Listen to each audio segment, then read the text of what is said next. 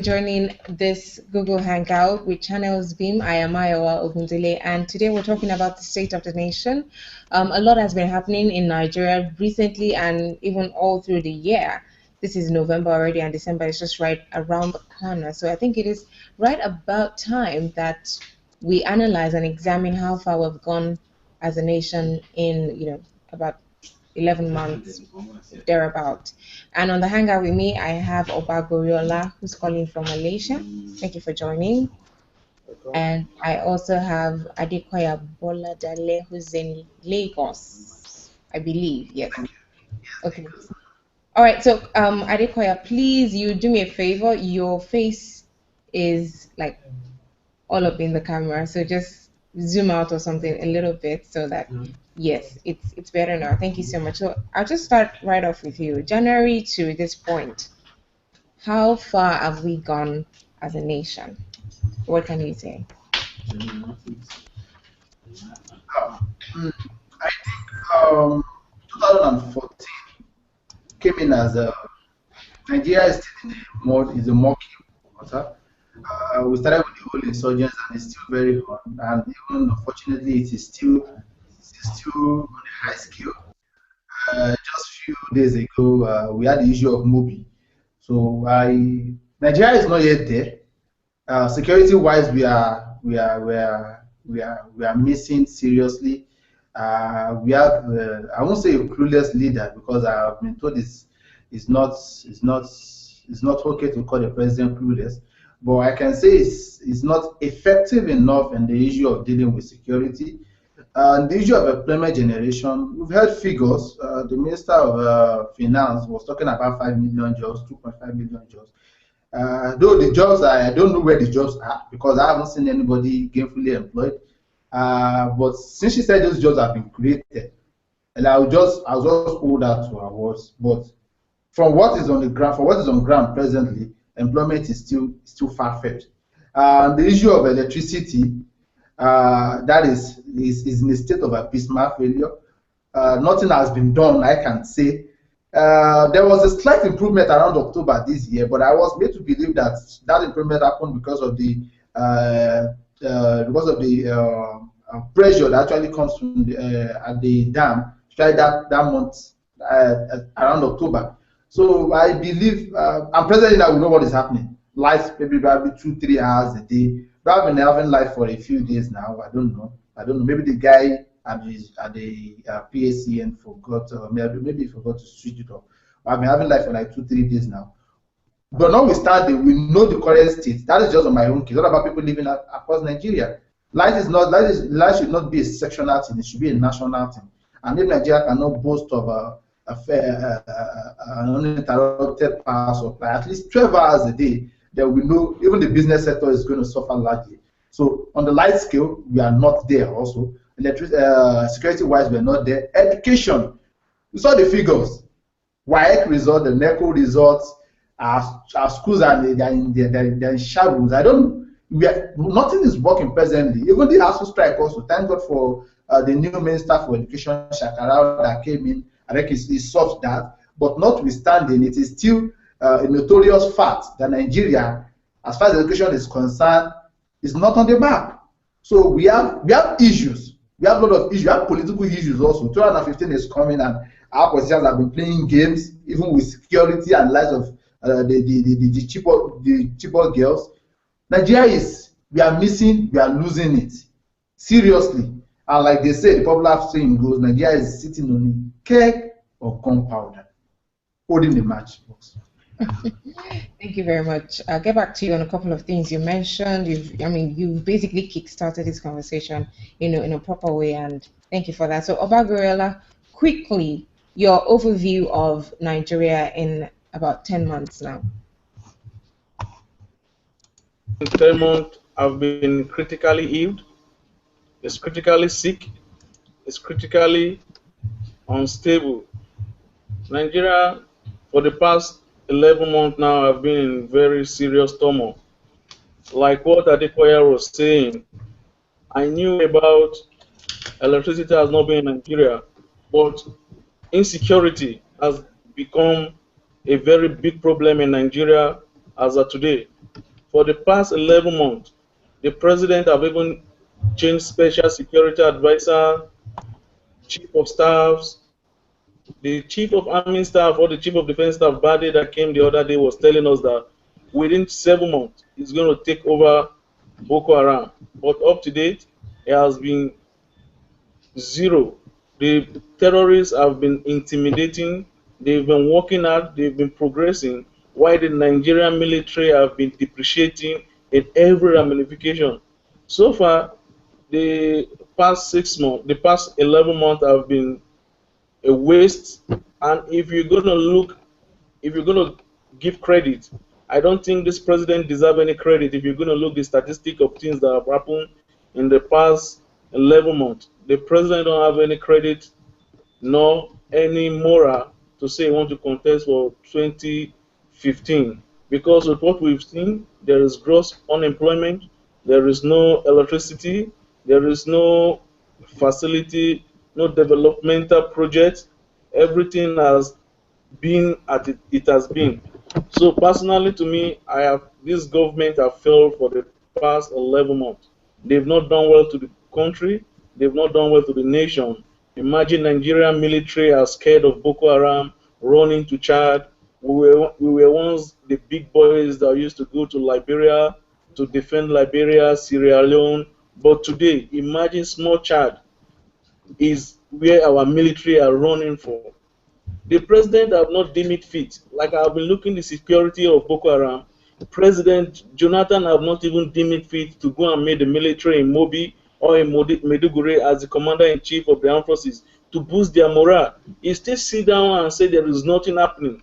People said Boko Haram is not a threat. Boko Haram they are championing a good cause now, and they are working on a good lane. Nobody is stopping them. They've established their caliphate. They've said they are not giving the girls out, and the government told us the girls are still coming back. We are waiting. Maybe those girls are going to become ghosts or what. So personally, to me, this government have failed for the past 11 months. All right, thank you so much, Obagoyola. Now, you guys have, said quite much, and I think Adekoya is the only one who said a little thing positive. He saw a little positives, but he still expressed doubt largely. So, are we saying that in the past 10 months, you haven't particularly seen anything positive, any progress? Adekoya, let me start with you. Progress has been made. Let's be very pragmatic. Progress has been made. It hasn't met up with our expectation, because when this government came into power, we all had high hopes in 2011. President Jonathan promised within 4 years to look into the power issue and give us a lasting solution. He has failed on that promise, which is very glaring. I wouldn't blame the president for the issue of security. I want to be truthful here. I would say security in Nigeria, especially as far as Boko Haram is concerned, is a national issue. And to blame the presidency for the unending crisis in the northeast of Nigeria will be doing injustice to the office of the president and even the presidency as a whole. I will say that we all, not myself also, but I think the power players, the northerners, the northern leaders, the northern youths, the governors in the north, the political leaders in the north, have all participated to enhancing the activities of Boko Haram in that area. I will say also that the political parties also have not helped. They've actually been playing political games with the issue of lives and properties of Nigeria. Why the president also hasn't been proactive, because what Nigerians have been suggesting is, if Obasanjo was in power, we know what he would have done. His record is on ground, so everybody feels President Jonathan has been too soft dealing with the security in Nigeria. Everybody feels he has been active at all. I agree, but what the major issue is when you're talking about security, is every man's business. So if northern leaders who knows the terrain in the north, the northern youths, the clergies, the clergies, either I don't want to mention maybe Islam or Christianity now. If the clergies also, if they have not been cooperating, if the northern youths have not been cooperating, if northern politicians have not been cooperating, if 2015, then the crisis in the north is not going to end. Let's be very fractured. It's not going to end. This is not the issue of Jonathan. This is not the issue of PDP. This is not the issue of presidency. We are talking about lives and properties of northerners, lives and properties of Nigerians, lives and properties of Christians and Muslims in that area. And if some individuals feel that they can leverage on that to gain political power, then it's a sorry case. It's a serious sorry case. So on the issue of security, the president has not been active, but I'm not going to put the whole blame on him. I won't. He has not been active. Fine. Everybody knows Jonathan to be sluggish. But the issue is this: even if he's active enough, what would he have done when the northern leaders, when the people who own the area, people who understand the terrain, are not cooperative? So I'm not going to put the whole blame on him. He has failed on that part. Let me come in right there. Allow me. All right, Adekoya, allow me to button right there. It seems as though security, of course, security is the nation's #1 headache, so to speak, right now. That is what is paramount on the minds of people, all over the papers. This is one major issue that we need to get off our minds as a nation and find a solution to. But it seems as though the issue with Boko Haram has now overshadowed everything. The same way when Ebola came in, it seems as though every other issue, the Chibok girls, every other thing seemed to have taken a back bench when Ebola was prevalent in the country. And even now that Ebola is gone, it's as if Boko Haram is now back in the news again. And also, I'm like, is there nothing else happening in this country? Have we seen improvements in our healthcare sector, our education sector? What exactly is going on there? Because let's not forget that Nigeria is a whole country. So I'm wondering if the issue with Boko Haram is making it look like we're not progressing. Is that what the case is? Abagoya, let me take you up on this one. I have been asking this question also, that if there is insecurity in the north, does it affect the developmental progress in the south-south or in the southeast? If you go to the president's state, that is Bayelsa, there is nothing to write to me about Bayelsa. Bayelsa, they still go on speedboat. There is no new bridge being constructed. No major express road have been constructed. Obasanjo was making a statement the other day that ever since he left power, nobody have built new power dam. So the president is feeling that, okay, like what Adekoya is saying, that the insecurity in the north should not be blamed on the president. If the president have strategy, is going to outsmart those guys. But the president have not even called the whole emir of the north. He hasn't deemed it fit that, okay, I'm going to invite the whole emir of the north. Let me call the whole leaders, the whole emirs in the northern region. Okay, I want to dialogue with you guys.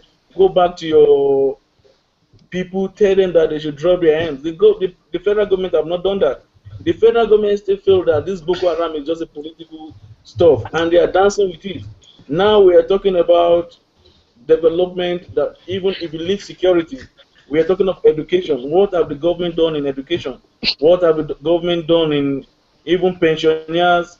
They have not done anything. So this security that they're talking about is not an excuse for the country not to develop. Boko Haram is just intimidating a particular region and maybe like 2 or 3 states. But that doesn't stop the federal government from working in Lagos. In Lagos, Fashola is still complaining that there is still gridlock in Apapa. The federal government is not doing anything about that. Look at Lagos-Ibadan Expressway, nothing is working. Look at Muritala International Airport. I was there sometimes. It's still under renovation. Nothing is working. So if we're talking that Boko Haram is standing as a Greek bloc, then Boko Haram have seized the government. Okay, Boko Haram for the past... Let me cut you in there. Now, with all these things you have mentioned, this year as well, it was discovered that Nigeria is the largest economy in Africa. So, in the light of all this happening and that disclosure, how do you marry the two? That is because we are the highest borrower of IMF money. That's why they rate us high. So your economy is growing. Why do you have the highest number of poverty, the highest number of illiterate?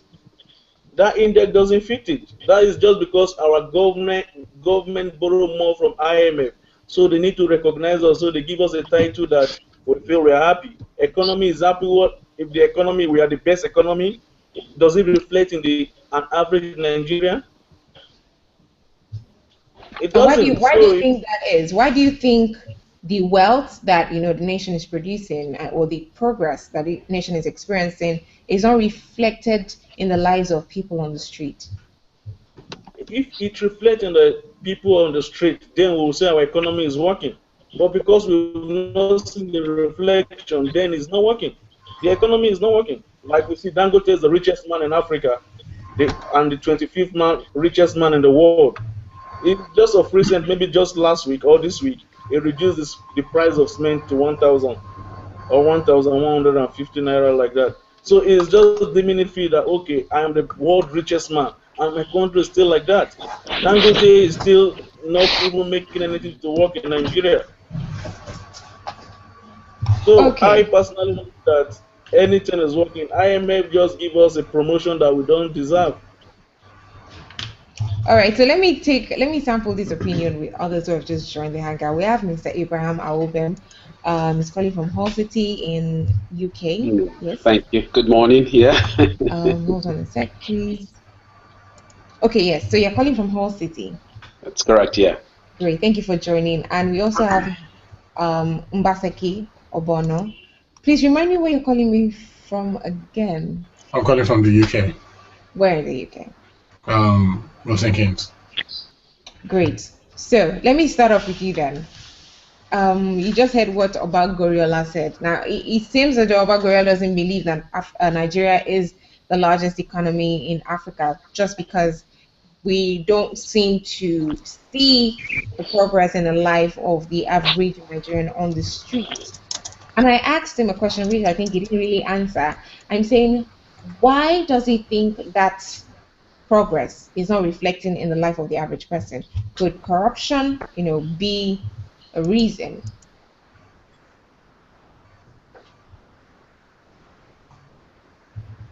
You asking me? Mbasake, can go ahead and answer.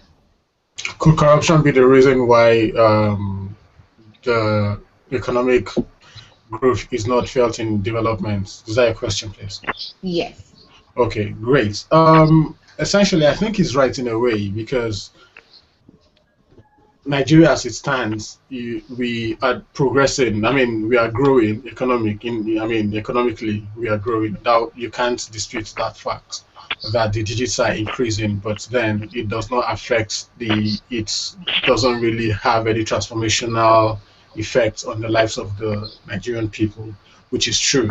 The reason is because the resources are within a selected few, and government has created the kind of capitalist state that we have found ourselves in, whereby the resources are amongst a few people and being shared amongst those few people.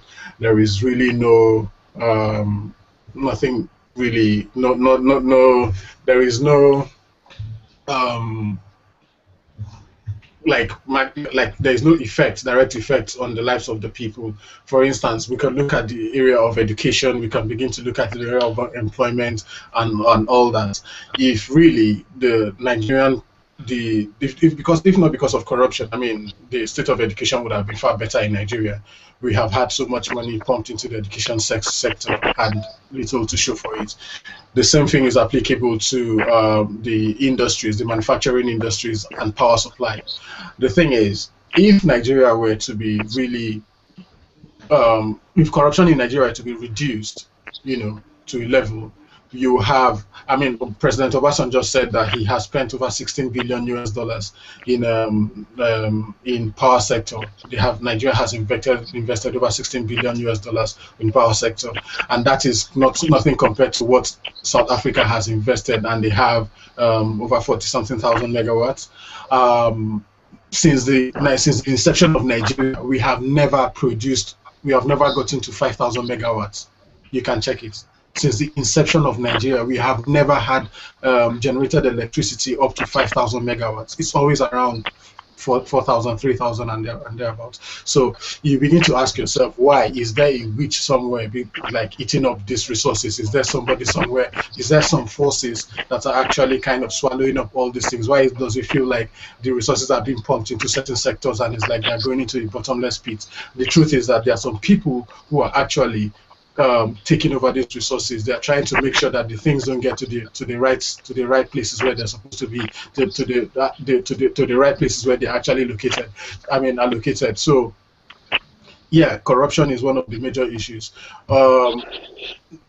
Over 400 billion, I think, has been, I'll check the statistics later, has actually been used, has been gone down the drain in the area of corruption in Nigeria. So truly, yeah, corruption plays a critical role in the development of a nation. Not just corruption in terms of finance, even judicial corruption, where people have problems and they don't feel that Lady Justice will be there to really protect them or really give them succor or redress for their wrongs. So you look at all those areas and you realize that truly, yeah, we are making progress, but then how is that progress really transforming the lives of people?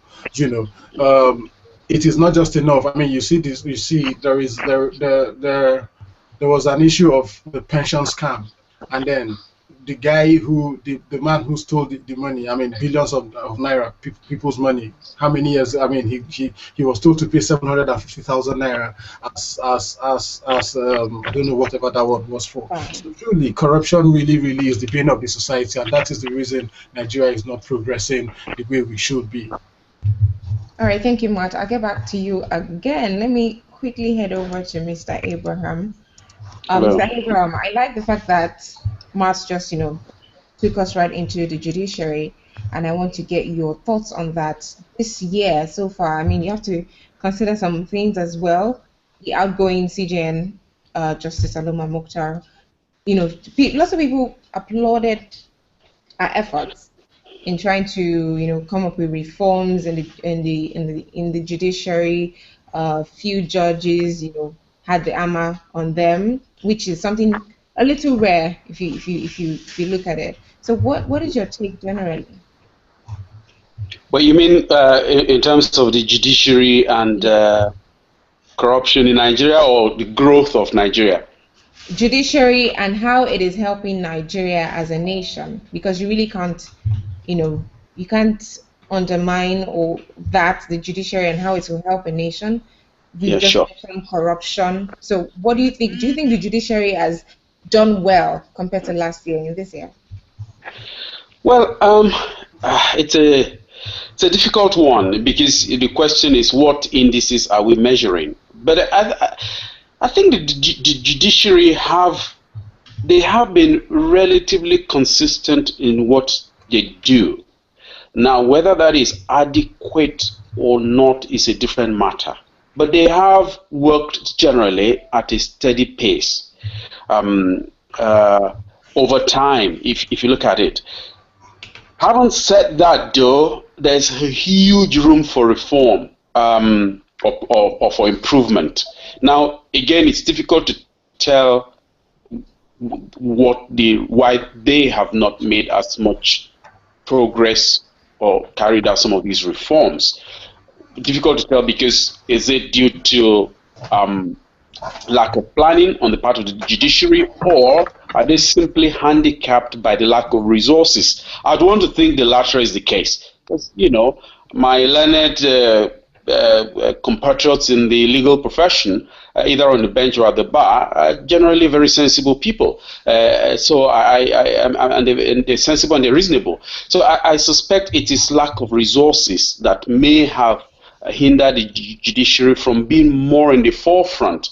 I was reading one of the online newspapers only yesterday, 24 hours ago, and the prison services was saying that as high as 3/4 of inmates were there because they were awaiting trial. That's scandalous, and some of them have been languishing there for years, just awaiting trial. That speaks a lot. There is room. There is huge room. There's also this saying that the judiciary is the last hope of the common man. You know, we're all crying where to go. There's corruption. The executive arm, they're not executing well. The legislative arm, they're not legislating well. And so the judiciary becomes the final call, if you like, the last bus stop for the common man. And therefore, I would hope the judiciary will be able to sort of project themselves a little bit more into the consciousness of Nigerians. Right now, the average Nigerian feels, look, unless you are well connected or rich, your case will not be heard well in court. You know, right or wrong, I don't know, but that's the impression. So I think the judiciary, they've worked at a steady pace over the years, yes, but they need to project themselves a little bit more into the psyche of the common man in Nigeria, you know, and that will be my take on that. All right, thank you very much. We have new callers on the Hangout. We have Godi Wogu, who has just joined. Godi, welcome. Hello. All right, Godi, I can't see you though. Yeah, just a minute. I need to fix my camera. Okay, great. I'll get back to you in a bit then. We also have a new caller, Henry Ihionu. I hope I got that correctly. Yeah, I think so. You did. Great. Henry, where are you calling from, please? I'm calling from Stockholm. All right. Thank you for joining the Hangout. And we're talking about the state of the nation. We've said quite a lot on the Hangout, but I want to get your opinion on Nigerian lawmakers and how far they've gone this year. I saw a tweet recently about the number of bills that have been passed this year alone, and the number was, quite minute. Wasn't it last year that we had this NAS protest and all of that, and people complaining that our lawmakers were earning so much and, allegedly doing so little? So what is your take on that aspect of government in Nigeria? You hearing me? Yes, please go ahead. All right. Actually, I don't think they have tried so well. I don't think they've lived up to expectations from my own point of view, because I think the lawmakers are just for themselves, if I will put it that way. Most of them, considering recent late activities that have been going on in Nigeria recently. I was reading the papers today about how very much prepared they are to come back. Like, I think it was a debate between those in the Senate and the governors, like coming back for automatic tickets. I mean, for those in the PDP. That shouldn't be the basic issues matters that should be arising. I think the people have lost to some extent confidence in most of these lawmakers because they are just about their pockets, basic amenities they should, laws and other things they should put up in the house. They are just busy doing other things, So I think they have not really lived up to expectations, if you ask me. And from reports I get from back home, from my friends and everything there, it's like they are not doing what they're supposed to do. That's how I put it. All right, thank you, Henry. Let me go over to Godi now. Godi, still on the issue of lawmakers and whether they perform or not.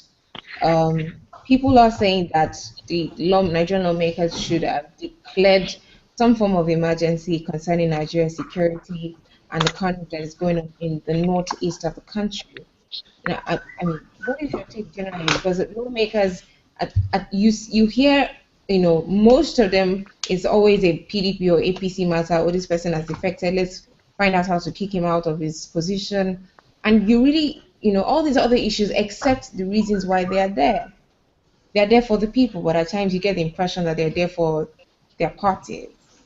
So generally, I want you to give me an overview of the state of the nation as it is and what role you think the Nigerian lawmakers have played so far. Good afternoon. I think that the problem starts with the ordinary Nigerians. We still have not realized or understood what it is that politics or democracy means for the ordinary people. We are still out by the level of power or the kind of position these people occupy and the amount of wealth that they accumulate, that we are not bold enough to really find out and approach and confront them to really ask them questions. And that is because of how the constitution has been so weak, and the law has been so weak. The people have manipulated, or those in power have manipulated the law and used the state resources to protect themselves. So that is why they are all getting away with it. It's not just only the lawmakers. It starts from the local council chairman. It starts from the what do you call it, the councillors. It starts, then you go to commissioners, you go to every over. So we have not gotten to the stage where we will just approach the office of someone who is supposed to represent us and demand that he should be withdrawn, or we make a case and say the person should be withdrawn because the person is not representing us. So this is the reason why these guys are sitting in Abuja. They don't care about us. The only time they care about the people who they are supposed to represent is when elections are approaching.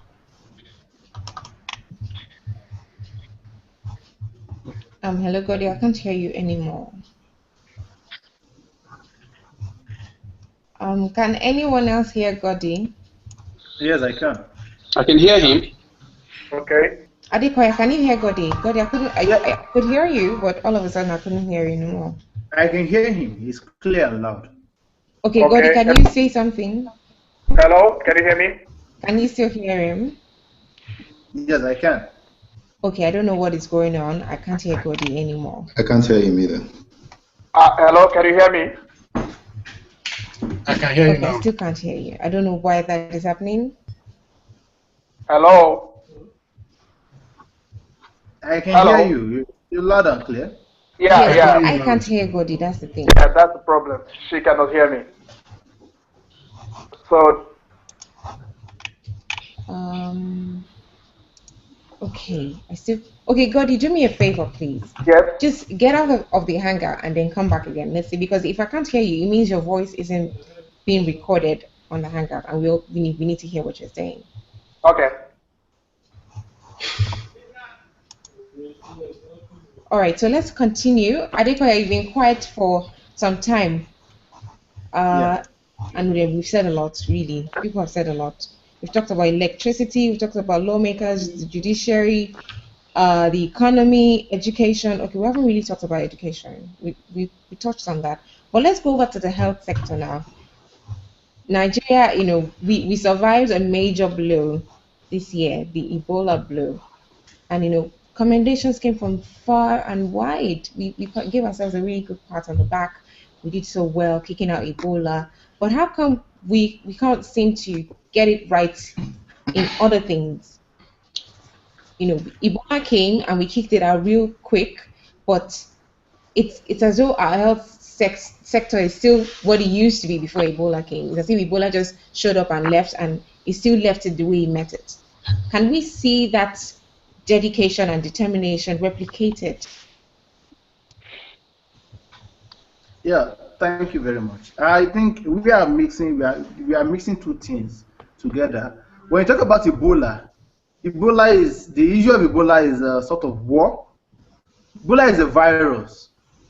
Either you're corrupt, you've stolen for the past 30 years, billions of dollars.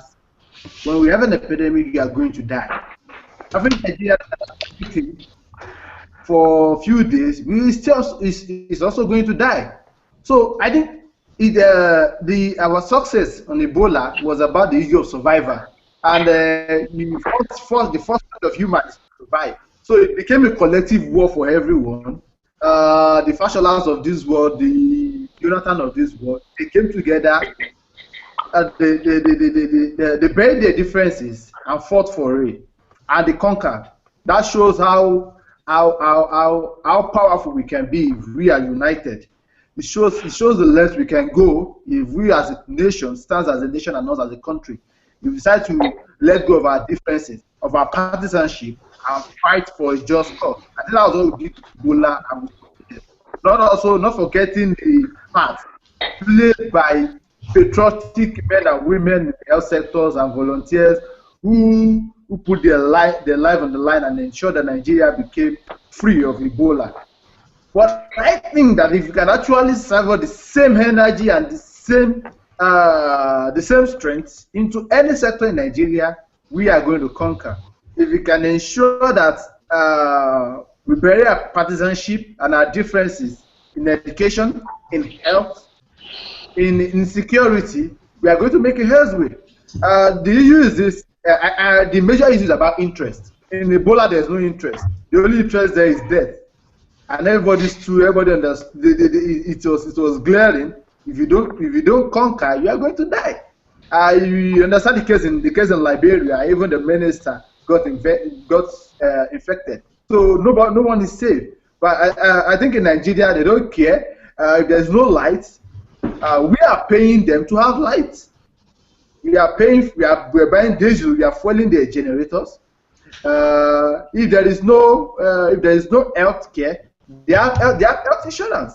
They can travel out of the country to get the best medical service anywhere in the world. So they don't care. They have no stake in it. But Ebola, they have a stake in it. They are also going to die. So I think that was the reason why we conquered Ebola.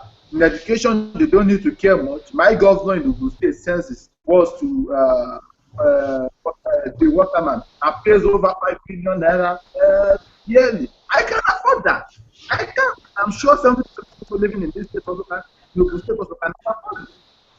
First time kids also, we don't know where they are. Jonathan kids also, we don't know where they are. So they don't care about the education system because they have alternatives. Ebola, they don't have alternatives. They don't care about like they have alternatives. Nigerians don't have alternatives. For Ebola, they don't. So I think what we have that's the issue of every nation, every will be buried, and Nigeria is going to have a husband. Lots of people are. Let me take you up from there. Let me take it up from there. Now it seems as though one thing that everyone seems to be saying, or at least Adekoya, you have mentioned it, and Godi has also mentioned it, the fact that our people are largely illiterate about their rights, about their duties, and all of that. And it seems as though we're saying that once we get it right, once the masses get it right and know what they should know, what they ought to do, what they ought to demand, that things will change. Let me head over to Mbaseki. Mbaseki, do you think that the moment the Nigerian people are aware, are conscious about what their right is, you think that is when we're going to see, change rapidly as we want it? Or is it that the issues and challenges we face are so ginormous, is anyone like that, that it will take a while to solve them, and it's like no matter what, no matter how less corrupt or anything, it will still take time? Or is it that once we get it right and once we become really conscious, we're going to see dramatic change? I first of all think I should rather answer this question using an organizational theory. If a leader constantly believes that he knows it all, the organization will never grow. If a leader feels, you can't point it to the leader, it has to be at the bottom. The approach has to be bottom top. So the moment he begins to hand over leadership or responsibilities to the team members, the organization will grow. It's the same problem with Nigeria. Right, Nigerians need to actually develop their level of consciousness, and it is based on that level of consciousness that Nigeria can and will grow. The moment Nigerians begin to understand and demand for their rights, the country will grow. If you don't know where you're going, if you don't know what you have, if you don't know where you're going, there is no way you can ever get to where you're going to. And that's the problem with Nigerians. If you take an example of what happened in 2012, January, that was the Occupy Nigeria movement, you realize that it was something that had to do with the people, and the people demanded accountability from government. And at that point, everybody came out, and it boils down to the fact that if it doesn't affect me personally, that's how Nigerians think. If it does not affect me personally, then why do I care? Someone is stealing billions of naira. They still do not understand how billions of naira can be translated to primary health care, can be translated to build schools. They don't understand how billions of naira can actually provide electricity to them. They don't understand how billions of naira can give grants to to unemployed young people. They don't understand how many gas plants it will build. So that's the problem with Nigerians. And the moment we begin to understand that, people will begin to be held accountable. Somebody said something earlier that we've not gotten to the level where we'll begin to recall our legislators. And that's the truth, because people don't know that, okay, I can actually begin to get signatures and gather signatures and recall our legislators. So once Nigerians begin to have that consciousness, then Nigeria will begin to grow. I don't believe that it has to be it's a collective effort, basically, because there are people who don't have access to information. So it is our responsibility to give them this access. For instance, I saw something on budgets last week where they broke down the over 308 billion naira that Abacha looted, of the nation, and they gave instances of which country they gave what. I think they said the Swiss authorities gave us 640 million, and that is 102 billion naira. And they broke it all down. They are like, look, if schools, that with 20 million naira each, we can have 15,400 schools. They broke it down like 20 million naira is chicken change to a lot of Nigerians, and these monies are being stolen on a daily basis. If somebody knows that, look, I can actually get good education from 20 million naira, and they know that a local government chairman is sitting on that 20 million naira, they know that a senator is sitting on that 20 million naira, they know that a governor is sitting on that 20 million, they will do all they can to ensure that that money is used judiciously. They will stone him to death. I know Nigerians are like that. Nigerians can be very, very, very, very vicious. So if the information is being passed down to the people, it's being broken down like that. If someone knows that, okay, I can't afford money, I can't afford private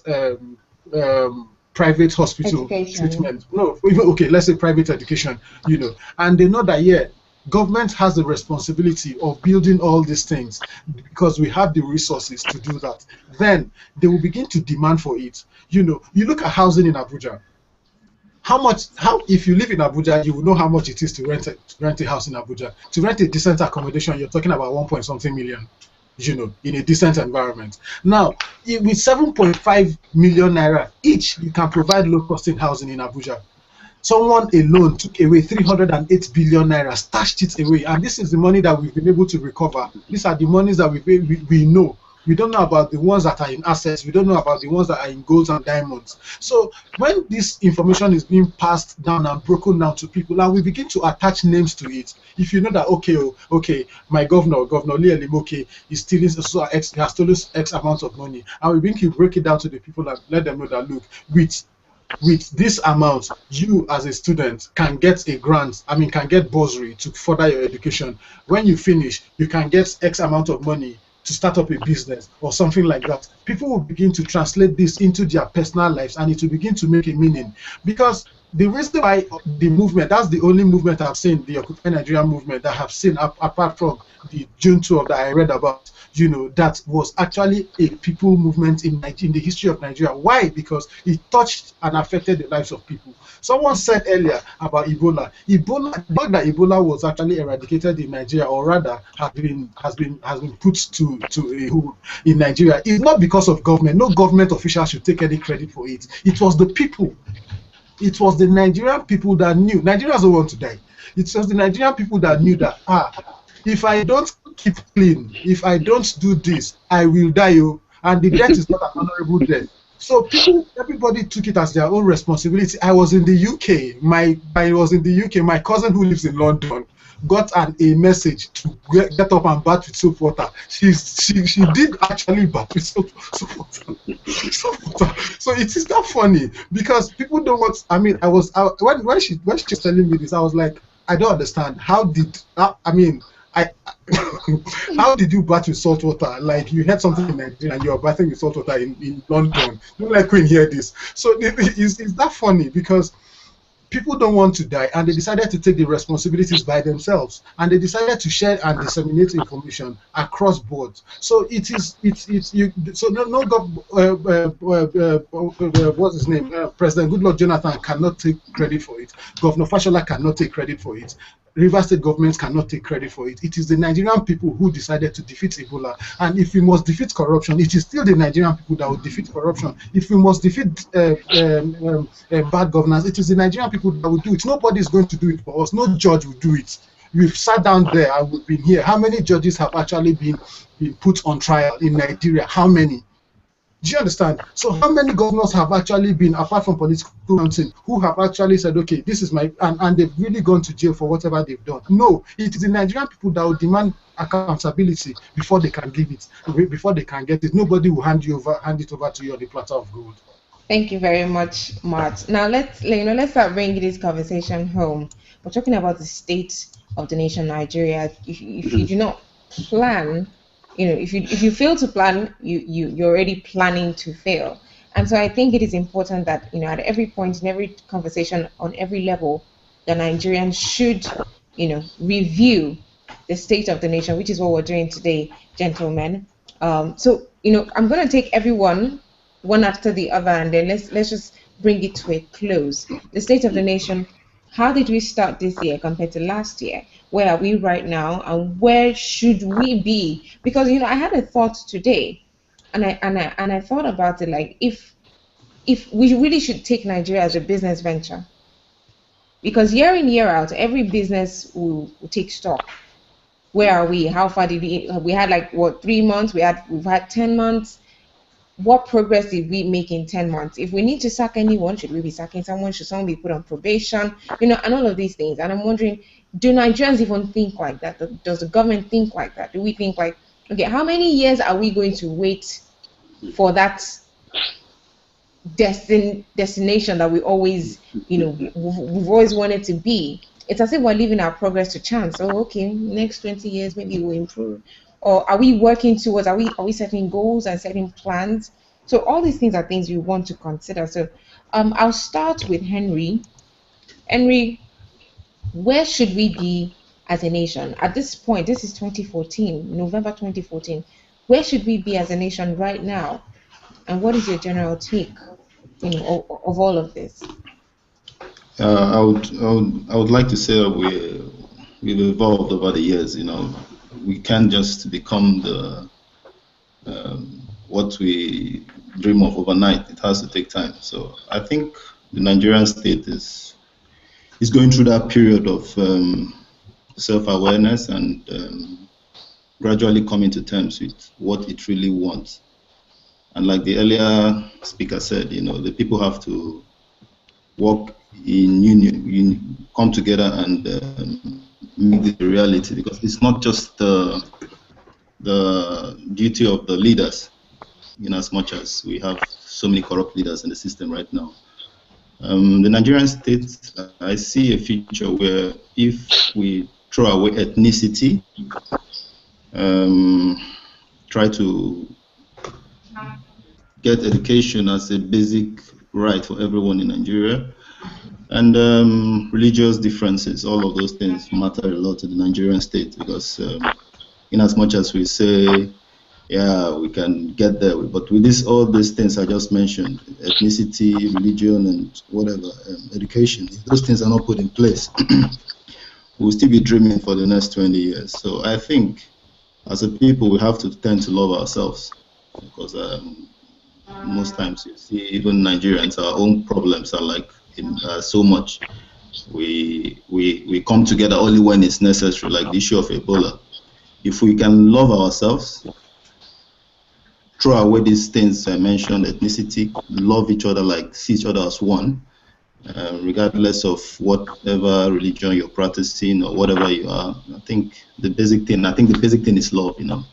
If we love ourselves, we try to teach these leaders what to do. If they're not doing the right thing, we can come together and take them out, because we have powers which we really don't know we do. Most of us don't know. So I foresee a future that is bright. I foresee a future if we let the new eggs come into the system to change things. and try to discard those ones that have already messed up the system, because it's going to take a long while. So the future of Nigeria, I think it's in the right direction, but it will take a lot of time. Okay, thank you very much, Henry. Adekoya, just in wrapping up this conversation. I believe in 2013, Nigeria was better off. Issue of security, at least a bit, because within 2013, over 200 girls were not missing. Nigeria is losing it, which is glaring. Economically, we know the issue we are having for presently around the world, and if Nigeria continues this way in 2015, it's just a matter of time before we go into extinction. I believe we are youth, which represents over 70% of the population, not just in Nigeria but Africa. I believe it's time we get involved in the process. I think we for a long while we've actually we've left the administration and governance of this country to the hands of the old ones who are masterminded most of our crises in order to suit their political goals. We are more enlightened. We understand our rights, and I think if we take up the responsibility of piloting the affairs of this country, we can also enlighten most Nigerians also. The major issue is this. Though few Nigerians are actually educated to understand what democracy connotes. The real voters, not you and I, the real voters who actually have voters cards, the real voters who are the grassroots, those ones that only eat the feet once a day, they don't understand the details and the duties of our political office holder. They have been mesmerized in the political process. At the end of the day, they get. There was a time I saw a political party sticker on the pack, a single pack of Indomie that cost 30 naira, and the individual has to sell his wife for 30 naira to get a single pack of Indomie. Same also, we've seen a lot of emergency. I won't say so much construction, but we've seen a lot of emergency induced by politicians. I actually saw recently by Nice. I think I saw him with Adu Dedi, and I think we have a lot of problems, a whole lot of problems, sincerely, because if these items can actually be exchanged for our votes, then we are done for. Nigeria is finished. So individuals like us who understands the what democracy is all about, we need to leave the comfort of our social media, hangout. We have to go out on the street. We have to enlighten the real electorate. Most of us don't have voters cards. We have to have the voters cards. We have to vote. We have to enlighten the people. They have to be part of the process. We have to contest for elected positions. We have to make people see reasons why there must be change, why they should not get bamboozled by the sirens and the few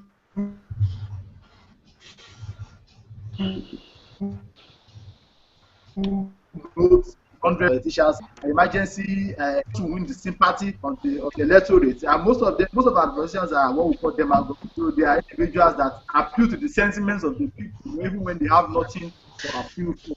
And I think we also have the process. We should get up. We should stand up. Like my brother said, we are Nigerians. Nigerians understand the process. We are united. We are determined to make the change. We can really make the change. The time is now. Time. We should stop training. We should act. All right, Adekoya, thank you so much. Mr. Awobem. Yeah. Very quickly, please. Where are we right now? 2014 November, and where should we be? Where should we actually be at this point in time? Okay, thank you. Now, to be honest, in order to be able to answer your question properly, and I wonder if anyone would have a truly good answer, you have to know what's that place called there. So if I'm going to a destination, I need to know where I'm going, and it's the place called there.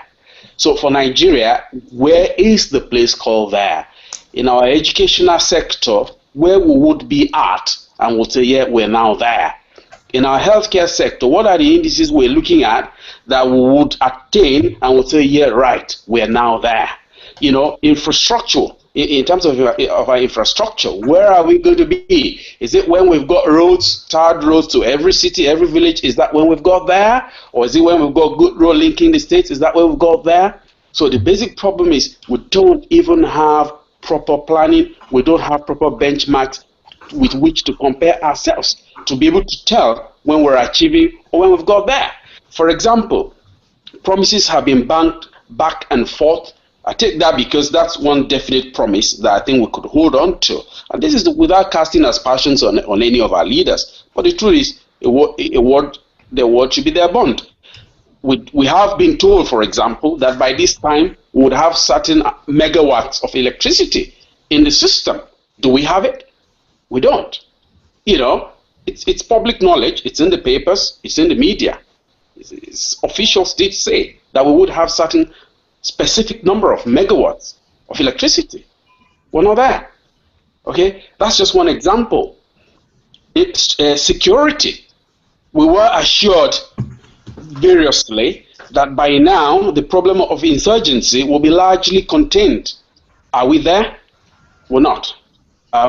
Instead, previously villages were falling to insurgency. Now it's whole towns and cities. Next is going to be whole states. And then it's going to be a whole region, and God forbid, the whole country.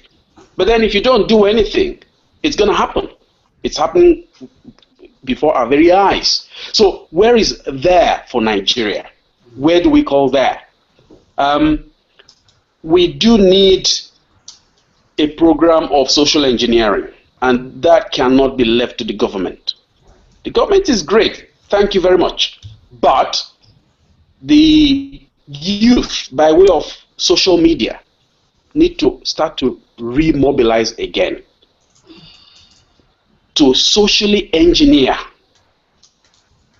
We need it, because if you don't socially engineer, if you don't change the thought of the persons, if you don't change the minds of the people, you'll continue to get the same results. Transformation happens first by the change of the mindset of the people. And that has to happen. It can happen at various levels. For example, primary school. If a child by age 5, if the child's concept by age 5 is that normal life is equal to no electricity, normal life is equal to very bad roads, normal life is equal to primary schools with no windows, no doors, and broken down walls, or sitting under trees by age 5, when the initial formative process happens in a human being. For the most part of the life of that child is going to carry through as an adult thinking that is normal life. Just a quick example. I remember once I was in Nigeria visiting, and I had to take a car to a mechanic to repair. And I was telling him how, you know, for almost upwards a year, I've not had any blackout of electricity where I was living. And, you know, if you permit me to say this exactly the way he said it in pidgin language. He just said, oga, nepa no dey there. You know, because in his concept, in his mindset, it's not possible not to have blackout.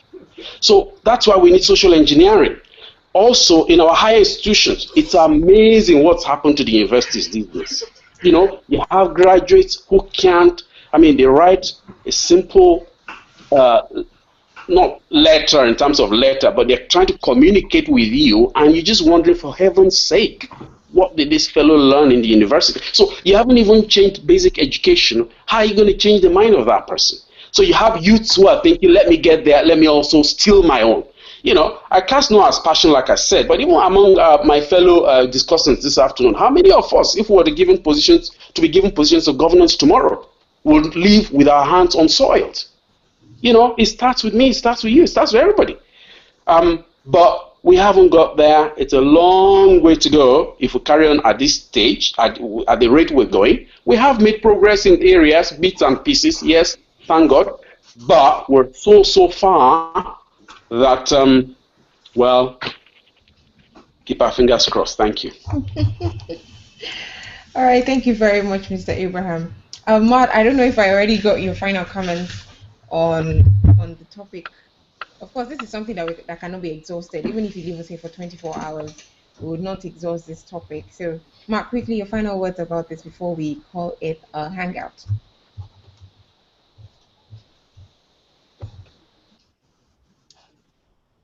Mark or me? Matt. Oh. Sorry, I don't know why I keep Matt. Your Twitter handle, I keep saying Matt. Sorry, I was wondering. In my mind, I was saying Martin. Okay, I'm sorry about that. I'm sorry about that. Okay, I think yes, to an extent we've been able to get to a level, but we are not there yet. If you begin to review Nigeria in terms of, first of all, Nigeria is an entity, it's not about government. So if you begin to look at the level of youth participation in democracy in Nigeria, you begin to realize that there's a level of consciousness right now that has risen from where we were in 2013. You will see virtually everyone is talking about elections next year. Virtually everyone. Sorry to butt in. I just thought of something, and I want you to include it in what you're going to say. This year we had the national conference, and it ended a few months back. But so I want you to quickly chip in something about the national conference. Okay. Okay, great. So there's a level of consciousness in Nigeria right now about things that are happening: governance, elections, democracy, and even the national conference. So, like the national conference that has just finished, this was the first thing that has ever happened in that we've always been looking for since after June 12. Everybody has been clamoring for, whether it is sovereign or national conference, but a place where Nigerians will come together and discuss and dialogue about the problems of Nigeria and forge a way forward. Now, so there is a level of improvement in governance. There is a level of improvement in the participation of democracy in Nigeria today. There is a level of awareness that the Human Rights Commission has been able to put out there that, look, if you have a problem, you can get redress, and things have been actually happening. This is the first time in the history of Nigeria where you have a Human Rights Commission come up to someone, major generals, and ask them to come and tell them to come and answer questions of the killings of innocent Nigerians. It has never been done before. So we have to applaud ourselves in that regard. We have to also consider the fact that we are growing in population as well. We are, in as much as there is no security in that population growth, but we are growing. We have to understand that as a country, there is a level of brotherhood, at least, that is being preached right now than ever before. People are beginning to look at ourselves, like, look, we can't continue to kill ourselves. We can't continue to be divided in ethnic and religious lines. There's a level of that kind of awareness in Nigeria right now. But then again, in as much as we are at the bottom rallying around and supporting ourselves, we must also understand that we have to build that consciousness even to a political level, where we know that, look, in 2015, I'm not going to be voting because Jonathan is a Christian and I'm a Christian and is from the South. People should not be looking at, okay, Buhari is from the north, I'm a Muslim, and I'm also I'm also from the north. We have to begin to understand something, that Nigeria is an entity that will live even after we've gone. And we have to do something to bequeath a better legacy for the generation that is coming. And we cannot do this based on sentiments or primordial sentiments, ethnic sentiments or primordial sentiments. So for me, I think we are getting there. It's a gradual process. It is this same Nigeria in 2014 that has actually developed its real service to an extent. So we are getting there. Today, you see Governor of Akwa Ibom State building roads and commissioning big roads. You see the governor of Kano State, Kwakwanso, building roads and commissioning roads. The road network is good. You see Lagos State is also improving in terms of traffic decongestion and all that. These are minor things, but we have to appreciate ourselves and applaud ourselves. We are getting there, and we will get there. In as much as the security challenges in Nigeria are still enormous, I believe that one day we'll get there. We actually, there has, from my own analysis, I think there has just been a little bit of nosediving in that sector, like in the security. But we will get there. The Nigerian army is one of the best. I saw on AIT yesterday that we are the 5th in Africa. I don't believe so. I think we are in the first 2 or if we are not number one, we can actually surmount our security challenges if we decide to put our will to action. If the Boko Haram, if we decide to, I mean, we did that in a couple of weeks ago, where in the Kodunguda or something, let me know more that didn't again. Yeah, so in that area, so if we want to reclaim Mubi, we can do it. Nigerians have this will. I can do. I mean, level, this can do spirit, exactly. So we can do it if we set our minds to it. We can do it. There is nothing that we cannot achieve, but we need to know, like my brother said, Emmanuel, that where is the there that we actually want to get to in the primary healthcare? Where is the there that we want to get to in education? Where is the there that we want to get to in child mortality rates? Where is it there? Where is this Nigeria? Where are we going? And that still brings me back to the sovereign national conference. I mean, the national conference that we had. That national conference had an opportunity to actually give us an opportunity to have a direction, to say, okay, this is the there where we are supposed to get to. This is the there where we want to achieve. This is the there where we want to attain. But we did not have that thing. Rather, we threw everything away because of derivation. Everybody was looking for how they will be able to grab the resources that belongs to this state or the resources that belong to that region, and everybody wants to lay claim to whatever they think they have, and they don't want to share with other people. Now, that is not the Nigeria that we want. The Nigeria that we want is a Nigeria that has a collective responsibility of and a sense of belonging. That is the there that I want to see of a Nigeria where we begin to become selfless and become and begin to carry everyone along and help each other. That is the Nigeria that I want to see. Okay. Thank you very much. I mean, Martin has spoken so passionately. I mean, I wish we had like 5 million Nigerians listening to you right now, so that he spoke quite passionately, and so thank you so much. Godi joined back. Thank you for joining again. I hope I can hear you this time around. Yeah, hello. Yay, I can hear you. Awesome. So really, we're actually wrapping up the hangout. So I'd give you the opportunity to just chip in, final words. State of the nation. That's all That's what we're talking about. Just give me your final take on the state of this nation. Yeah. Okay. The state of the Nigerian nation has not been very healthy. Things have been gloomy in the last couple of years. Nigeria has never been more divided than it is now, and along ethnic, religious, and political line. And the thing is that we brought ourselves into this situation because there is a leadership of failure, leadership of followers, and failure in leadership and failure in the followers. Everybody has woken up to the realization that there is a lot of money that can be stolen, or people can take money and nothing happens. So you see that there is so much quest for power because nobody has. Hello? Hello? We can hear you. Okay. Yeah. And this, like, nobody has actually, there's not been high-profile cases of people being prosecuted for acts of corruption, for acts of negligence of duty. So a lot of indiscipline has been going on in the country. You see, everything, I haven't been on the call for long, but just the last speaker has said some things which I believe that most of us, we keep talking about the same thing. We keep dreaming or expecting that Nigeria will become a great nation one day.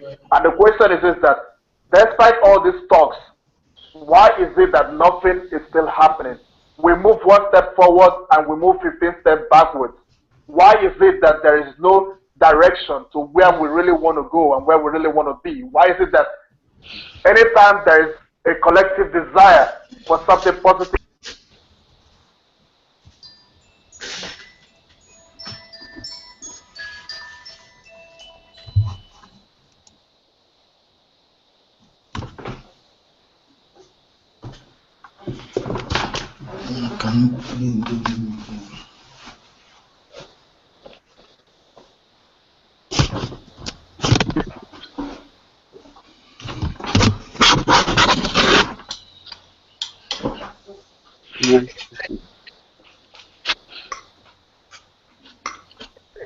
Yeah, we can hear you.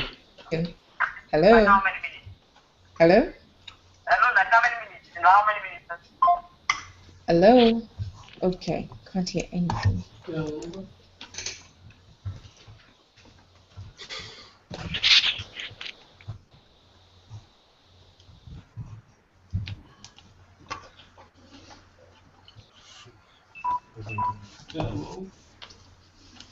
Yeah, hello?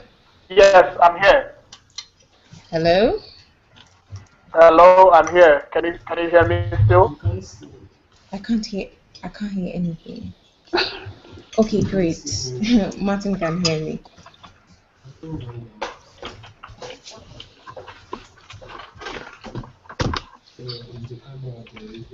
Can you hear me? I can hear Godi. Great. So let me continue. Um, so my take on this is this that we really have to ask. Hello? I Hello? can hear you too. Okay, great. Martin can hear me. I can't hear Godi anymore. I don't know what's happening. I can hear Godi as well. You can hear Godi as well. Yes. Yeah, I can hear him too, so, and I can hear you. Okay. Yeah. I really can't explain. Godi, what's happening? Who's chasing us? Are they chasing me or are they chasing you? I don't know. It must be people from his village. Alright, Godi, you know what? You can hear They're after you, I'm afraid. Sorry.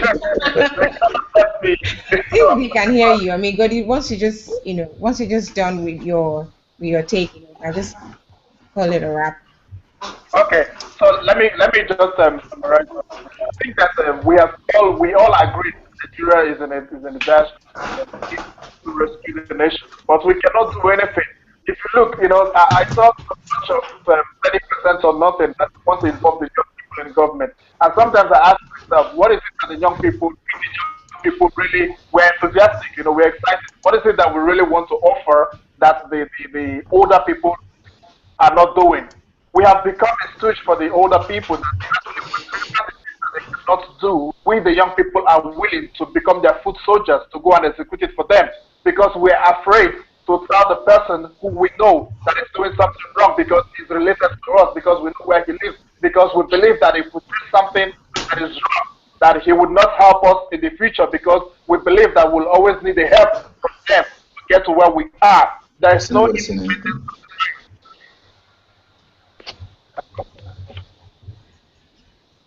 There is no independence of the mind and independence of will to carry out an action because we have to look up to people, because we have to respect people who do not have respect. A criminal will come and become wealthy and come in our neighborhood. We will not be able to say, hey, I know you are a criminal. You cannot come here and say something that is wrong. We respect the person. This is the person who would want to become our leader. And what do we expect in the end? We expect something good out of it? No, it is never going to happen. We're talking about America, Britain, some people in government, but their system was already prepared for some people to be there. We don't even have the system to be ready to take off the leadership of the country. So we need to ask ourselves a matter of question: what is it that we want for ourselves? Do we want security? Do we want independence? Do we want freedom of speech? Do we want freedom of everything that you can be recognized for your hard work? You don't need to patronize someone. You don't need to go and form a group supporting someone for you to actually become something. So politics has turned into a business venture, and that is why a lot of people are lazy to actually do something important for themselves. They are waiting. They are pushing under the thinking of so many associations. I think that if we have the will, if we should start proscribing some of these organizations in Nigeria because they are the people causing the problems we have. A lot of organizations that come from nowhere, wanting to become recognized, for you to be seen as you work for someone and you get a contract. Our system should move from becoming political and to a level of becoming enterprising in general for the people. So the state of the nation is not healthy. We should really think about how we can work towards moving from where we are now because we cannot get it right. everything is turning towards 2015. Everybody is fighting, there is a do or die. Look at the president offering senators tickets.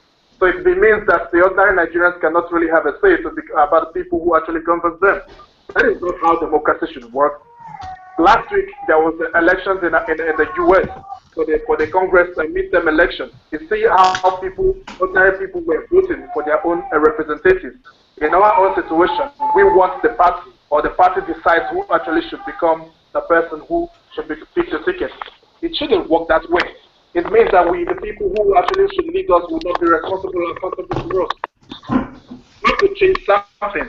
And that is why it has to always start from the top. If we have a strong leadership that is willing, irrespective of the committees that are set up, and there have been millions of them, all these committees have been taking action to tackle, to take up what is actually the report on the committees. We should stop all these unnecessary committees and think about what we are going to change and take it directly. That is it. I don't know if you're still hearing me. But we could hear you, but she's saying you've got 20 seconds.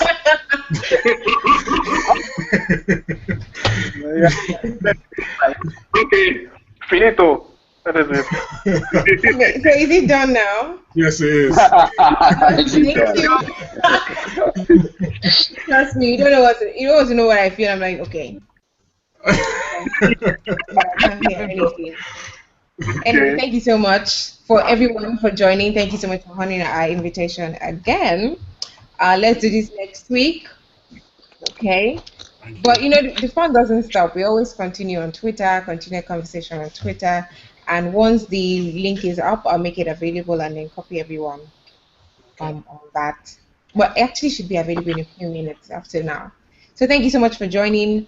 And to those watching, we have been speaking about the state of the nation. I have a couple of gentlemen who have joined me on this hangout, and it's been quite an interesting conversation. I think what I will personally take away from this conversation is that the average Nigerian should get educated, and not just education, formal training, education of the mind, education of what is expected of him or her as a citizen, as a responsible citizen. And of course, the fact that we really need to come together as one. We need to kick out corruption, we need to kick out Boko Haram, and we need to define where there is. We need to define what we want as a people and as a country. All right, so that's it. My name is Mayowa Ogundele, and the conversation continues on Twitter. You can tweet at Channels Beam and use the hashtag State of the Nation. Thank you so much, and God bless Nigeria. Thank you.